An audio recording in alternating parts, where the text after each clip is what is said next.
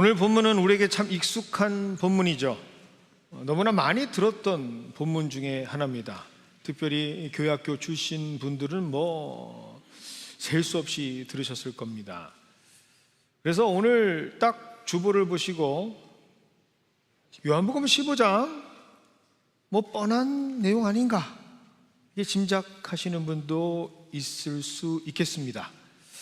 자, 그럼 이렇게 다 알고 있는 내용, 우리에게 익숙한 말씀, 왜 우리에게 다시 오늘 선포하시는 것일까? 여기에는 분명한 하나님의 목적이 있기 때문입니다. 오늘 그 목적이 무엇인지 함께 나누는 시간 되기를 원합니다. 자, 오늘 특별히 조금은 자신감 갖고 계시는 얼굴을 하신 분들, 오늘 이 말씀 내가 잘 안다 라는 분들에게 질문 하나로 시작을 하도록 하겠습니다. 자, 왜 예수님께서는 자신을 참 포도나무다라고 말씀하셨을까요? 네, 이럴 줄 알았습니다. 내용은 익숙해요. 잘 알고 있는 거예요. 그런데 왜 예수님께서는 자신을 포도나무다라고 말씀하셨는가라는 것을 우리가 알아야 하겠죠. 이것을 우리가 먼저 이해를 해야 오늘 말씀의 참뜻을 깨달을 수가 있습니다. 먼저 이것을 이해하기 위해서는 우리가 구약 성경을 한 곳을 봐야 하는데요, 그것은 바로 선지자 이사야에게 하셨던 이사야서 5장 2절의 말씀입니다. 자, 5장 2절의 말씀 한번 볼까요? 땅을 파서 돌을 제하고 극상품 포도나무를 심었도다. 자, 다시 땅을 파서 돌을 제하고 극상품 포도나무를 심었도다. 그 중에 망대를 세웠고 또 그 안에 술틀을 팠도다. 좋은 포도 맺기를 바랬더니 들포도를 맺었도다 라고 기록되어 있습니다. 자, 여기서 말씀하시는 극상품 포도나무, 그들은 바로 하나님께서 택하시고 하나님께서 거룩한 성약의 백성이라고 부르신 하나님의 자녀를 뜻합니다. 그리고 이 하나님의 자녀를 잘 자랄 수 있도록 하나님께서는 망대를 세우셨고 술틀을 파셨죠. 하나님께서는 극상품 포도나무를 심으셨으니까 당연히 좋은 포도나무가 열릴 것이다 라고 하나님께서는 말씀하셨어요. 그런데 현실은 어떤 포도나무가 열렸을까요? 오늘 말씀을 보니까 상품 가치가 전혀 없는 들포도 열매가 맺어집니다. 여러분, 이런 일이 어떻게 일어날 수 있을까요?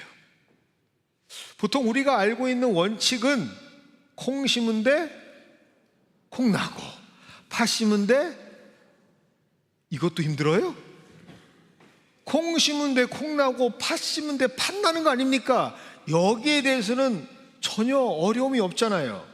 그럼 당연히 일어나야 할 일, 그런데 당연하게 일어나야 할 일이 일어나지 않는 존재들이 있어요.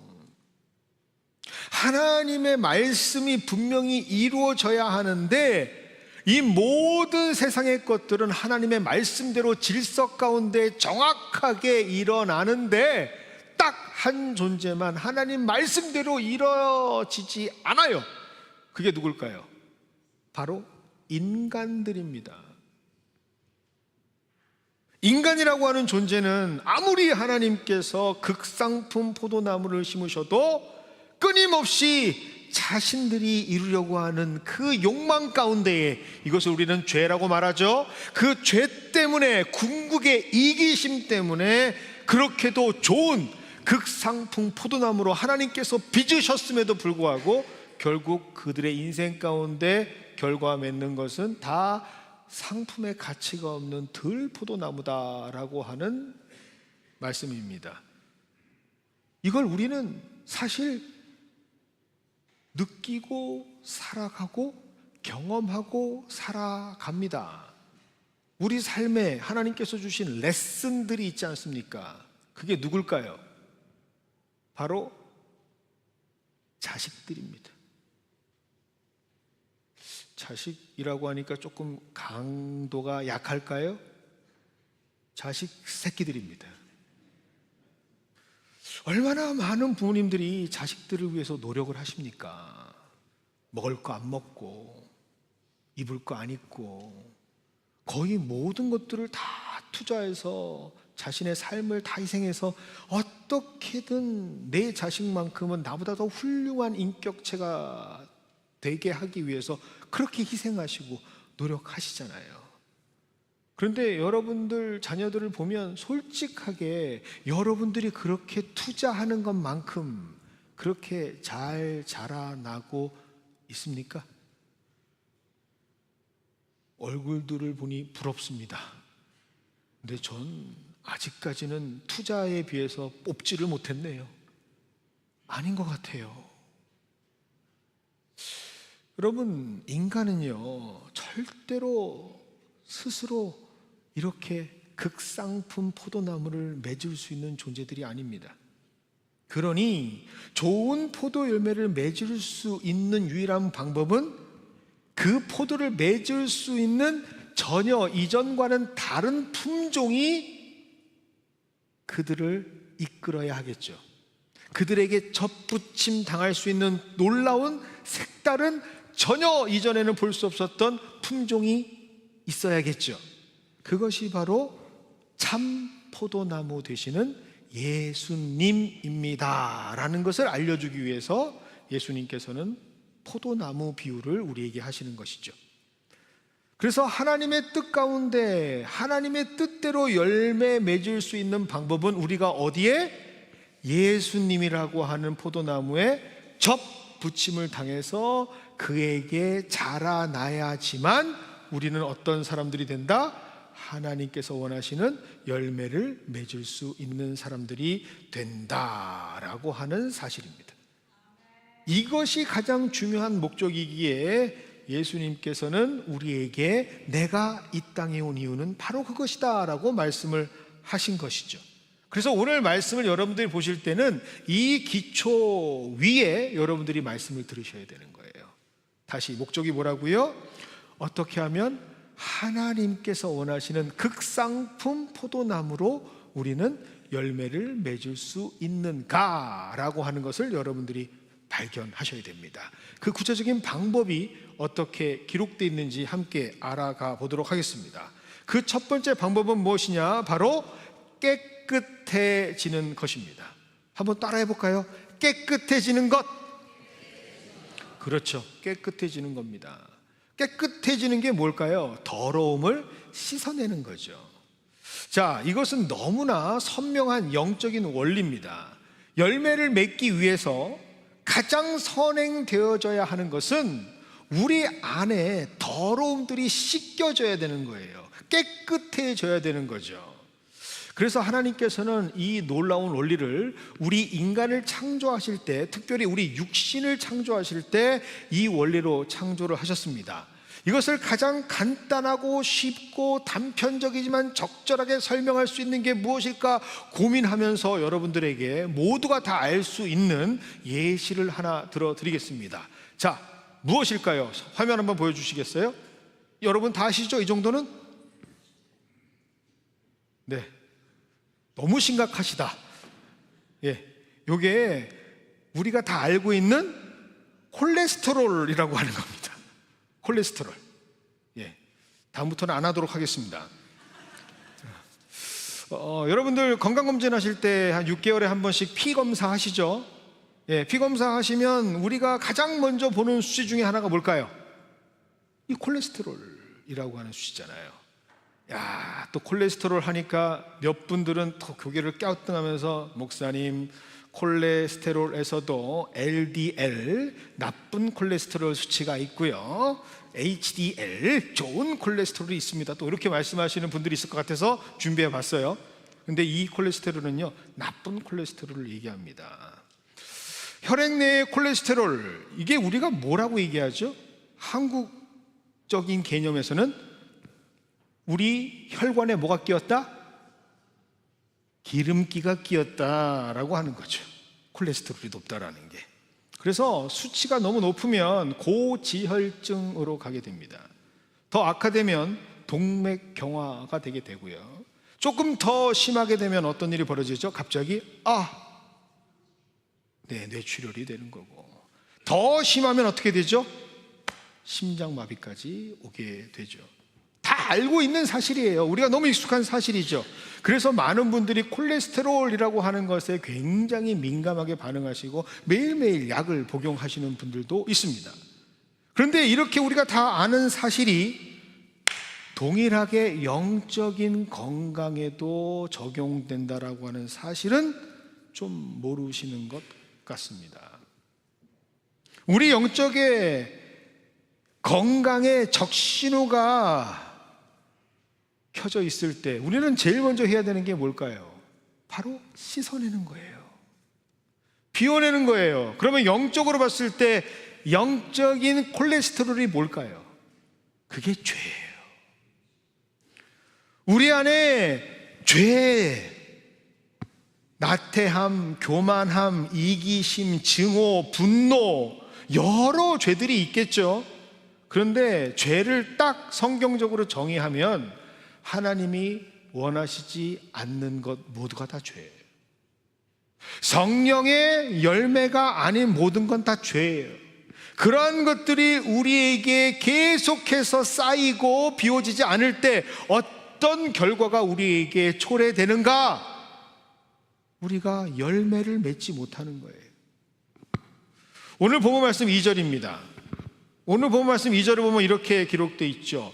붙어 있으나 열매를 맺지 못한다 라고 말이죠.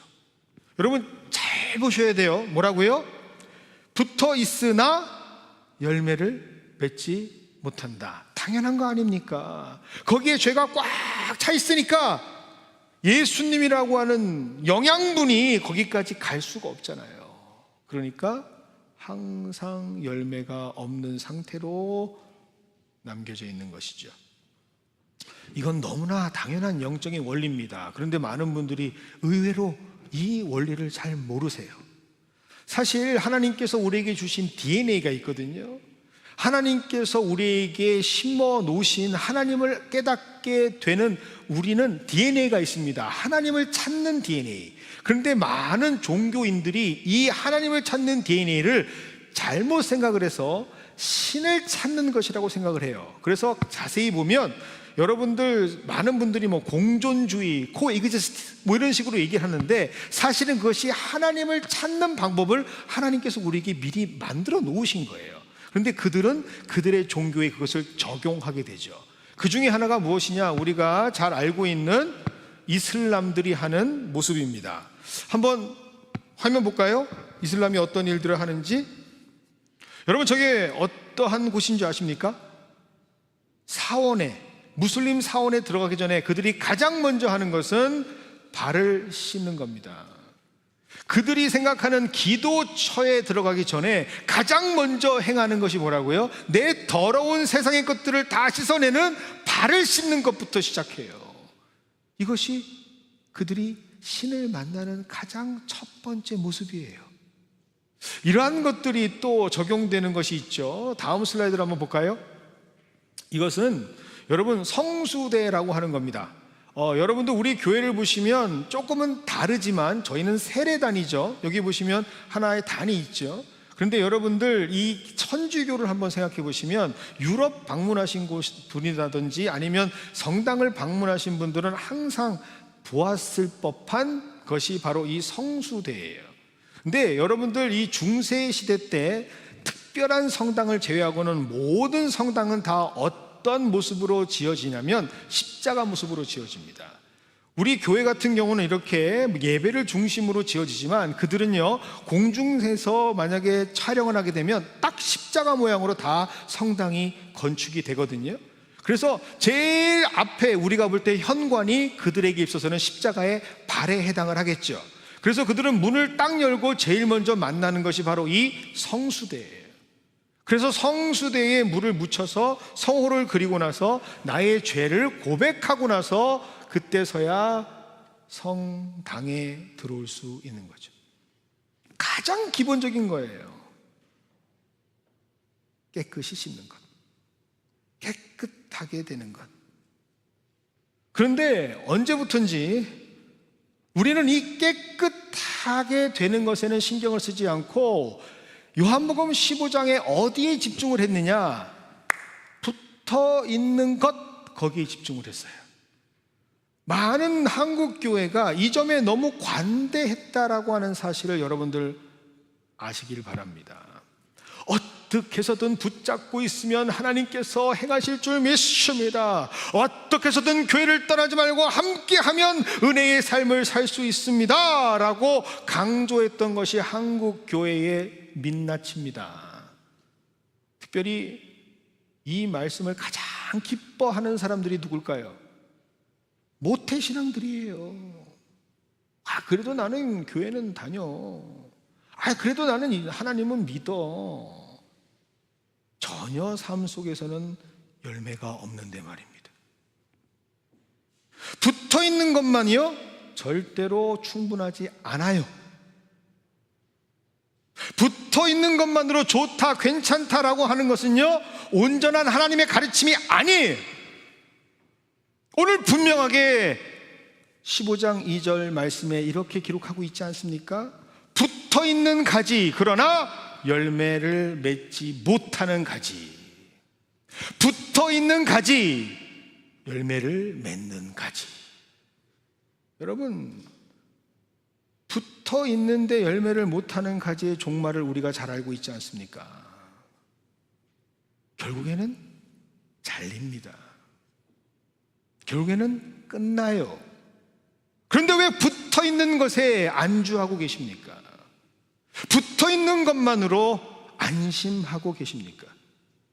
그래서 오늘 본문 말씀은요, 굉장히 우리에게 영적인 자극을 주는 말씀이 됩니다. 영안이 열려서 오늘 말씀을 보신 분들이라면 고민이 시작되어야 합니다. 나는 붙어 있으나 열매가 있는 가지인가?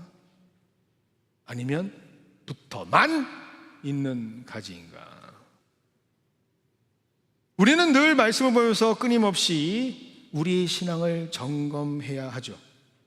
그래서 오늘 하나님께서 우리에게 이 말씀, 늘 친근했지만 다시 한번 우리에게 선포하시는 말씀이 되는 겁니다. 또 하나 보도록 하겠습니다. 15장 2절입니다. 그런데 15장 2절에 또 한 가지가 소개가 되죠. 무릇 열매를 맺는 가지는 더 열매를 맺게 하려 하여 그것을 깨끗하게 하시느니라. 자, 깨끗하게 하는데 좀 다른 깨끗함인 것 같아요. 여기에 깨끗함에는요, 목적이 있는 깨끗함입니다. 뭐라고요? 더 열매를 맺게 하려고 하는 깨끗함이라고 기록되어 있죠.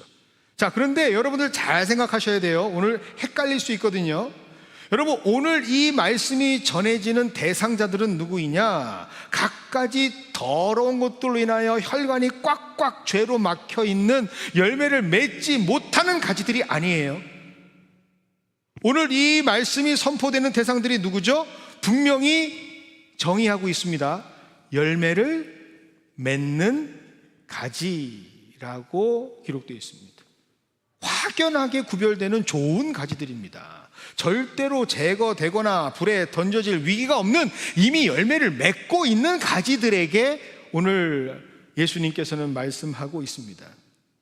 뭐라고요? 더 열매를 맺게 하려고 깨끗하게 한다라고 말이죠. 여러분, 이게 바로 오늘 우리에게 주시는 하나님 말씀의 목적입니다. 하나님은요, 하나님의 자녀들이 그 자리에 머물러서 안주하는 것을 절대로 원하지 않으세요. 자족하는 것을 하나님께서는 절대로 원하지 않으세요. 오늘 1절에 기록된 것처럼 포도나무를 경작하는 농부가 누구시죠? 하나님이시죠. 그러면 그 하나님이 어떻게 하신다고 해요? 더 열매를 맺게 하려고 깨끗하게 하신다라고 하시잖아요. 제가 정말로 좋아하는 명언 하나가 있습니다. 저 개인적으로 제 개인 컴퓨터의 바탕화면이 바로 이 그림으로 되어 있는데요. 한번 보여주시겠어요? 나는 아직도 배고프다. I'm still hungry. 여러분, 거스 히딩크 감독 기억하시죠? 2002년 한국 축구의 기적을 만들었던 주인공. 그런데 이때 계약했을 때 KFA 한국축구협회가 그에게 요구했던 목표는 뭐였는지 아십니까? 16강이었습니다. 언제부터 대한민국이 16강에 나갔다고? 2002년도에요. 자국에서 하는 월드컵에 창피는 당하지 말아야지. 그래서 16강이 목표였어요. 그런데 여러분이 잘 아시는 것처럼 네, 그날 대한민국 아주 난리가 났어요. 16강에 덜커덕하고 올라갑니다. 그것도 조일이로. 여러분, 그때 어떤 일이 벌어졌죠?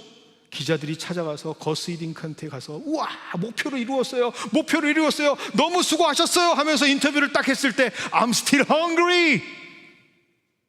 내 목표는 여기가 아니야. 더 비상하기를 원한다라고 하는 너무나 귀한 명언을 남겼죠. 이게 바로 우리를 향하신 하나님의 마음이에요. 이미 열매를 맺고 있는 분들에게도 하나님께서는 하시는 말씀이에요. I'm still hungry. 더 너를 위해, 더 너를 통해 나는 열매를 맺고 싶다 라고 말씀하시는 거예요. 어느 순간부터 많은 교회의 중역들이 또 일하시는 분들이 저를 위한다고 하시는 말씀들이 있습니다. 위로하신다고 하시는 말씀이 있어요. 목사님, 너무 기대하지 마세요. 교회 나오는 게 어디예요? 그 감당하는 것만 해도 땡큐입니다. 너무 이렇게 마음 졸이지 마세요. 열심 부리지 마세요 라고 하는 분들이 털어 있어요. 어느 일정 부분에서는 전 동의해요. 맞습니다. 점점 신앙생활을 하지 않는 사람들이 많아지고 점점 교회에 출석하지 않는 것이 일반화되어지고 있는 이 사회 속에서 그나마 교회에 출석을 하고 신앙생활을 하신다라는 그 자체가 얼마나 큰 열매입니까? 그런데 오늘 말씀을 보니 거기에서 머무르면 될까요? 그것이 진짜 하나님께서 원하시는 모습일까요? 많은 분들이 자족이라고 하는 단어를 잘못 사용하세요. 하나님은 여러분들을 더 넓은 곳으로, 더 깊은 곳으로 인도하시기 위하여 더 많이 요구하시는데 그 사람이 그러한 가능성이 충분한 사람임에도 불구하고 내 평가로, 내 기준으로 그를 그렇게 underestimate, 평가절하하면 그게 죄 아닌가요?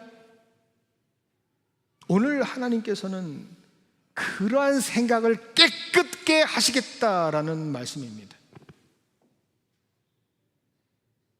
우리가 더 많은 열매가 맺어지기를 바라시는 분, 끊임없이 우리에게 역사하시면서 단련시키시면서 정금되게 하시는 분, 그분이 바로 우리 하나님이시라는 사실을 꼭 기억하시기를 바랍니다. 그래서 그것을 아는 설교자, 그것을 아는 신학자들은 하나님을 어떤 하나님이라고 말하느냐? 주마가편의 하나님이다 라고 말합니다. 자꾸 어려운 말을 해. 주마가편, 함께 볼까요? 달리는 말에 채찍을 가하는, 잘하는 사람일수록 더욱 장려를 하는 하나님. 더 I need something more. 이것이 바로 하나님이시라는 사실을 꼭 기억하시기를 바랍니다. 그래서 하나님께 더 큰 관심을 받을 사람은 하나님께서 주목하시는 사람이에요. 하나님께서 그 인생을 하나님의 장중에 이끌어가는 사람은 하나님께서 더 세밀하고 면밀하게 임마누엘 함께 하시면서 그의 인생에 개입하시는 사람들입니다. 그래서 하나님께 붙잡혀 살아가는 사람들이죠. 여러분, 누가 교회에서 기도를 많이 할까요? 새가족? 새신자가 기도 많이 할까요? 새신자가 교회 와서 막 이러면서 기도 막 하고 막 그럴까요? 아니면 교회를 오래 다니신 우리 믿음의 선배님들이 기도를 더 많이 하실까요? 여러분, 신앙의 깊이가 있는 분들일수록 더 깊이, 더 넓이 하나님을 만나려고 하는 모습들을 여러분이 발견하시게 될 겁니다. 신앙생활 전반이 그렇습니다. 이 원리가 그대로 적용이 돼요. 여러분, 교회에 일하는 사람은 어떤 사람이 일을 할까요? 따라해 볼까요? 일하는 사람만 일한다. 네, 맞아요. 교회는요, 보통 일하는 사람이 일해요. 뭐 갑자기 제가 일하겠습니다 하는 사람이 덜어 있기는 하지만 그 사울같이 바울처럼 갑자기 그렇게 된 사람들 외에는 보통은 일하던 사람이 일을 하게 돼 있습니다. 그런데 그분들 모습 보면 어때요? 이미 완성된 모습들이 있어요. 이미 믿음의 모델이 되어주셨고 모범이 되어주셨고 더 많은 하나님의 일들을 감당하시고 이제는 그만하셔도 되는 분들인데도 불구하고 더 열심히 하시고 더 최선을 다해서 그 일들을 솔선수범해서 하십니다. 왜? 아는 거예요. 하나님이 나를 확장시키시고 나를 하나님께서 성숙하게 하시고 하나님께서 그 과정을 통해서 더 많은 일들을, 은혜를 내게 주신다라고 하는 그 비밀을 알고 있기 때문에 그렇습니다. 여러분, 이걸 모르면요 착각하실 수가 있어요. 기도 많이 하는 분들, 저 사람 참 문제가 많아서 기도하는구나. 그게 아니라니까요. 저 사람 왜 이렇게 열심히 하냐, 저 사람 평소에 죄가 많나. 이거 여러분 착각하시는 거예요. 하나님께서는요 열매 맺는 사람에게 더 많은 열매를 맺게 하시는 거예요. 여러분, 청지기 비유를 아십니까? 5달란트 받은 청지기, 2달란트 받은 청지기, 1달란트 받은 청지기.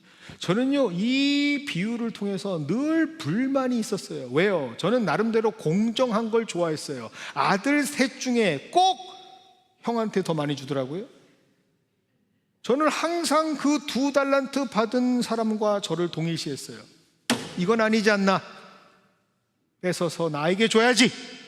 그래야 5, 2, 5, 3 그나마 좀 편차가 적어지지 않나라고 생각했어요. 그런데 안 그래요. 하나를 뺏어서 5달란트 한 사람에게 줍니다. 왜요? 청지기잖아요. 맡은 자, 충성된 자를 통해서 하나님께서는 더 크게 일하시는 거예요. 그래서 열매 맺는 사람들에게 더 하나님께서는 크게 열매 맺게 하시는 거예요. 그러니 잘하면 잘할수록, 큰 일을 맡으면 맡을수록 더 큰 은혜를 받아서 더 큰 파도가 와도 괜찮아요. 더 큰 폭풍을 주셔서 그것을 극복하게 하시는 이가 누구라고요? 하나님이시기 때문에 그렇습니다. 이게 하나님의 사람들이 세워지는 원리예요.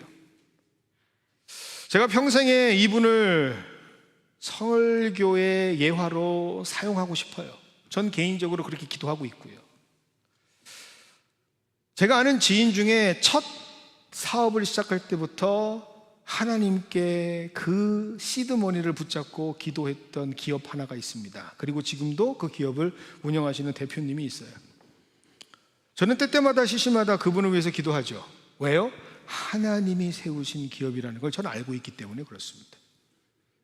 그런데 이제 거의 15년을 지나서 20년을 향하고 있는 그 기업의 미래를 보는데 곰곰이 생각해 보니까 뭐가 특별한 게 없어요.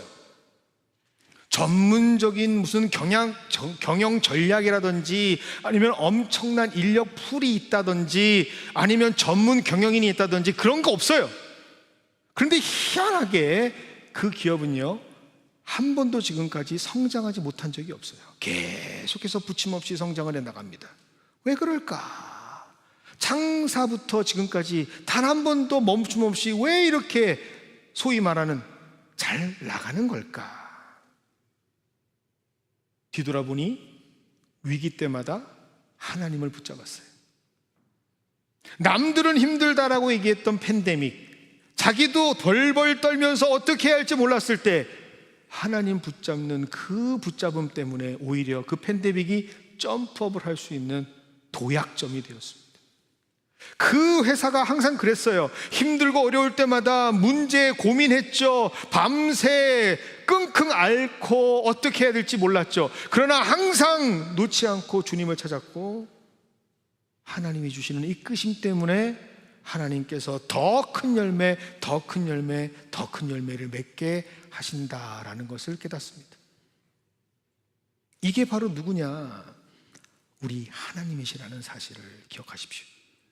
그래서 그러한 과정 속에 있는 분들은 지금 예수를 믿고 있고 예수의 열매를 맺고 있지만, 더 많은 예수의 열매를 맺게 하기 위해서 하나님께서 깨끗하게 하시는 과정으로 여러분들을 인도해 나가시는 거예요. 그래서 똑같은 죄를 지어도 다른 사람은 안 걸릴 것이 나는 걸려요. 억울하지 않습니까? 여러분 안 억울해요? 여러분 혹시라도 교회에 빨리 와야 돼서 신호 위반하셔서 티켓을 끊으시면 하나님은 나를 사랑하시는구나 라고 생각하세요? 나는 작은 것도 안 넘어가는구나. 왜요? 하나님이 깨끗게 하시는 거예요. 이렇게 한번 해볼까? 저렇게 한번 해볼까? 아니 뭘 그렇게 열심히 하십니까? 그렇지, 내가 그렇게 열심히 할 필요가 없지 라고 내 스스로의 가지가 하나 쑥 나오면 하나님이 어떻게 하세요? 싹둑 잘라버리시는 거예요.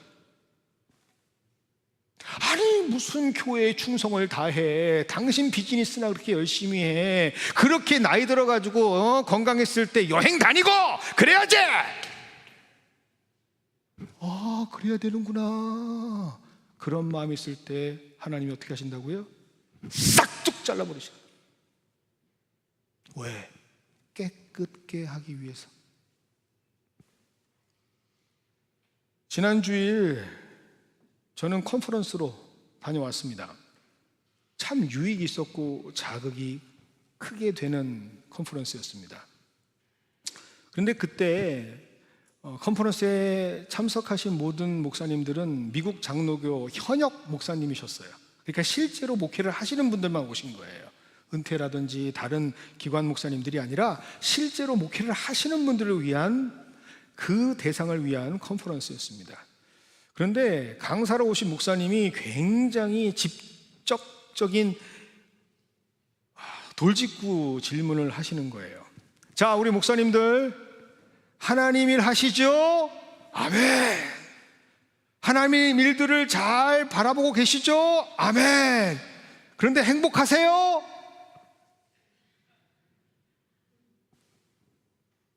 분명히 하나님의 일을 위해서 내 모든 일들을 포기하고 내 개인의 영달을 포기하고 자신의 인생을 다 갈아 넣으면서, 어떤 분들은 부인, 어떤 분들은 자녀까지 모두 다 목회에 투입하면서 그렇게 하는데 행복이 없어요. 잘 안 돼요. 세상에 그 정도 비즈니스를 했으면 성공을 하고 남았을 일인데 안 돼요. 그러니 늘 마음에 어떤 마음이 있죠? 아무에게도 말하지 못하는 좌절, 실패, 아픔들이 있는 겁니다. 시련. 행복하냐라는 물음에 행복하지 않은 거예요. 하나님께서 하시는 일을 보고 있으면서, 성도들에게 기도하면서 하나님이 열매를 맺게 해주시는 놀라운 일들이 지금 이루어지는 현장에 있는데 난 행복하지 않아요. 왜요? 실패자처럼 보이니까요. 그런데 그건 실패가 아니에요.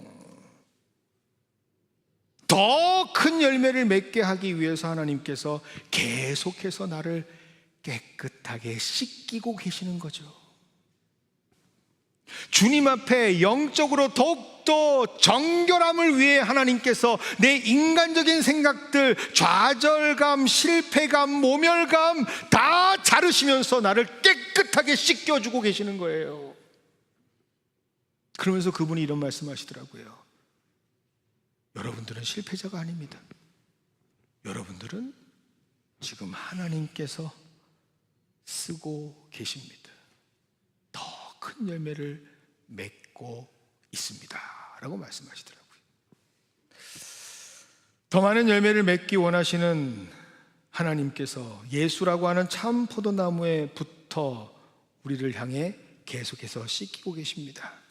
가끔은 나의 기대치도 씻기시고, 가끔은 나의 욕망도 씻기시고, 가끔은 내 욕심도 씻기시지만, 그러한 과정을 통해서 하나님께서는 점점 나는 죽고 예수로 살게 하십니다. 요한복음 12장 24절은 그래서 이렇게 기록되어 있습니다. 내가 진실로 진실로 너희에게 이르노니 한 알의 밀이 땅에 떨어져 죽지 아니하면 한 알 그대로 있고 죽으면 많은 열매를 맺느니라. 이 진리가 깨달아질 때 우리는 낭망하지 않습니다.